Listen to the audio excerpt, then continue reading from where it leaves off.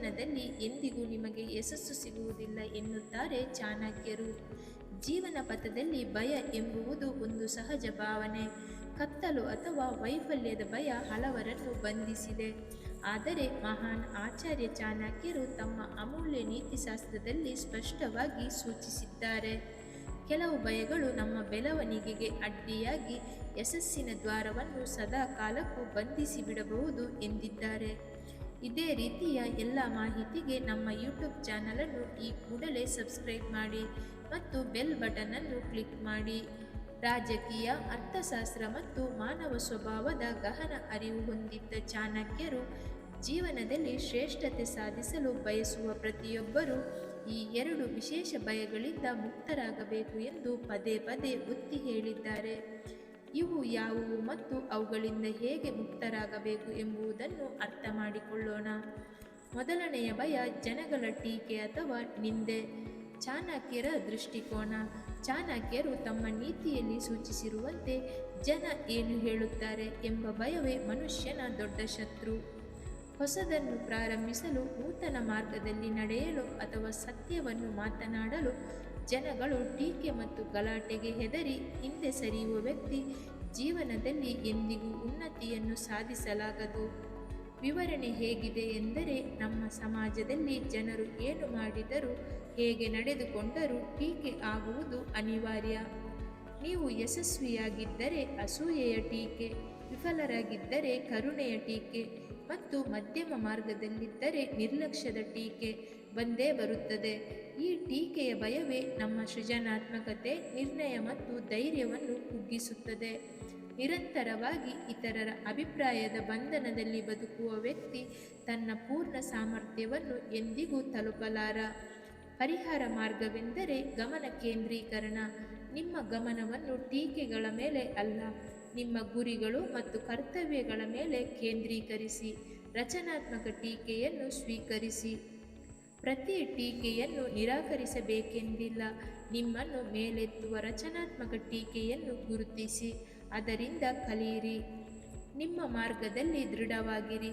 ನೀವು ಸರಿಯೆಂದು ನಂಬುವ ಕಾರ್ಯವನ್ನು ಜನರ ಭಯದಿಂದ ವಿಪರೀತ ಬದಲಾಯಿಸಿಕೊಳ್ಳಬೇಡಿ.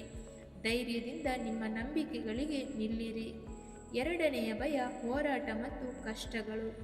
ಚಾಣಕ್ಯರ ದೃಷ್ಟಿಕೋನ. ಚಾಣಕ್ಯರು ಹೇಳಿದ್ದಾರೆ, ಕಷ್ಟಗಳು ಮತ್ತು ಹೋರಾಟವೇ ಯಶಸ್ಸಿನ ನಿಜವಾದ ಕೀಲಿಕೈ. ಕಷ್ಟ ಬಂದಾಗ ಅದರಿಂದ ಓಡಿ ಹೋಗುವ ವ್ಯಕ್ತಿ ಎಂದಿಗೂ ಬಲಿಷ್ಠನಾಗಲು ಸಾಧ್ಯವಿಲ್ಲ ಮತ್ತು ಅವನು ಜೀವನದಲ್ಲಿ ನಿಜವಾದ ಯಶಸ್ಸನ್ನು ಗಳಿಸಲು ಸಾಧ್ಯವಿಲ್ಲ. ವಿವರಣೆ ಹೇಗಿದೆ ಎಂದರೆ, ಜೀವನವು ಎಂದಿಗೂ ಸಮತಟ್ಟಾದ ಮಾರ್ಗವಲ್ಲ. ಕಷ್ಟಗಳು, ಅಡಚಣೆಗಳು ಮತ್ತು ವಿಫಲತೆಗಳು ಅದರ ಅವಿಭಾಜ್ಯ ಅಂಗಗಳು. ಇವುಗಳನ್ನು ಶಾಪವೆಂದು ಭಾವಿಸಿ ಅವುಗಳನ್ನು ಎದುರಿಸಲು ಹೆದರಿ ಓಡಿ ಹೋಗುವವನು ತನ್ನ ಸಾಮರ್ಥ್ಯವನ್ನು ಎಂದಿಗೂ ಅರಿತುಕೊಳ್ಳಲಾರ. ಕಷ್ಟಗಳು ನಮಗೆ ತಾಳ್ಮೆ, ಕಠಿಣ ಪರಿಶ್ರಮ, ಸ್ಥಿತಿಸ್ಥಾಪಕತ್ವ ಮತ್ತು ಆತ್ಮವಿಶ್ವಾಸವನ್ನು ಕಲಿಸುವ ಉತ್ತಮ ಗುರುಗಳು. ಅವುಗಳಿಂದ ನಾವು ಮೃದುವಾಗಿ, ದುರ್ಬಲರಾಗಿ ಉಳಿಯುತ್ತೇವೆ. ಪರಿಹಾರ ಮಾರ್ಗವೆಂದರೆ ಕಷ್ಟಗಳನ್ನು ಸವಾಲಾಗಿ ಸ್ವೀಕರಿಸಿ. ಕಷ್ಟಗಳು ನಿಲ್ಲಿಸುವ ಚಿಹ್ನೆ ಅಲ್ಲ, ವೃದ್ಧಿಯ ಅವಕಾಶ ಎಂದು ನೋಡಿ. ಯೋಜನೆಯಿಂದ ಎದುರಿಸಿ. ಕಷ್ಟಗಳಿಂದ ಓಡಿ ಹೋಗಬೇಡಿ. ಅವುಗಳನ್ನು ಶಾಂತ ಮನಸ್ಸಿನಿಂದ ವಿಶ್ಲೇಷಿಸಿ ಮತ್ತು ಅವನ್ನು ಅಧಿಕಾರಯುತವಾಗಿ ಎದುರಿಸಲು ಒಂದು ಕ್ರಮವನ್ನು ರೂಪಿಸಿ. ಹೋರಾಟದಿಂದ ಕಲಿಯಿರಿ. ಪ್ರತಿ ಹೋರಾಟದ ನಂತರ ತಿರುಗಿ ನೋಡಿ. ಅದರಿಂದ ನೀವು ಏನು ಕಲಿತಿರಿ ಎಂಬುದನ್ನು ಪರಿಶೀಲಿಸಿ. ಇದು ನಿಮ್ಮ ಆಂತರಿಕ ಶಕ್ತಿಯನ್ನು ಹೆಚ್ಚಿಸುತ್ತದೆ.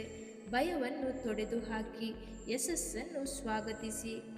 ಚಾಣಕ್ಯರ ಈ ಶತಮಾನಗಳ ಉಪದೇಶವು ಇಂದಿಗೂ ಅತ್ಯಂತ ಪ್ರಸ್ತುತವಾಗಿದೆ. ಟೀಕೆಗಳ ಭಯ ಮತ್ತು ಕಷ್ಟಗಳ ಭಯ, ಈ ಎರಡು ಮಾನಸಿಕ ಬಂಧನಗಳಿಂದ ಮುಕ್ತರಾಗುವುದೇ ಯಶಸ್ಸಿನ ತಾಲಿಯ ಕೀಲಿಕೈ. ನಿಮ್ಮ ಗುರಿಗಳು ಸ್ಪಷ್ಟವಾಗಿದ್ದರೆ ಮತ್ತು ನಿಮ್ಮ ನೈತಿಕತೆ ದೃಢವಾಗಿದ್ದರೆ ಜನರ ಮಾತುಗಳು ನಿಮ್ಮ ಮೇಲೆ ಪರಿಣಾಮ ಬೀರಲಾರವು. ಅದೇ ರೀತಿ ಕಷ್ಟಗಳನ್ನು ತಾತ್ಕಾಲಿಕವೆಂದು ಅರ್ಥ ಮಾಡಿಕೊಂಡರೆ ಅವುಗಳನ್ನು ಜಯಿಸುವ ಧೈರ್ಯ ನಿಮಗೆ ಖಂಡಿತವಾಗಿಯೂ ಬರುತ್ತದೆ. ಈ ಎರಡು ಭಯಗಳನ್ನು ಜಯಿಸಿದಾಗ ನೀವು ಜೀವನದ ಎಲ್ಲ ಕ್ಷೇತ್ರಗಳಲ್ಲಿ ಯಶಸ್ಸನ್ನು ಗಳಿಸಲು ಸಿದ್ಧರಾಗುವಿರಿ. ನಿಮ್ಮ ಭಯವನ್ನು ಕಲಚಿ ಹಾಕಿ ಮುನ್ನಡೆಯಿರಿ, ಯಶಸ್ಸು ನಿಮಗಾಗಿ ಕಾಯುತ್ತಿರುತ್ತದೆ. ಈ ವಿಡಿಯೋ ಇಷ್ಟವಾದಲ್ಲಿ ಇನ್ನಷ್ಟು ವಿಡಿಯೋಗಳಿಗಾಗಿ ಚಾನಲನ್ನು ತಪ್ಪದೇ ಸಬ್ಸ್ಕ್ರೈಬ್ ಮಾಡಿ ಮತ್ತು ಲೈಕ್ ಮಾಡಿ. ಎಲ್ಲರಿಗೂ ಧನ್ಯವಾದಗಳು.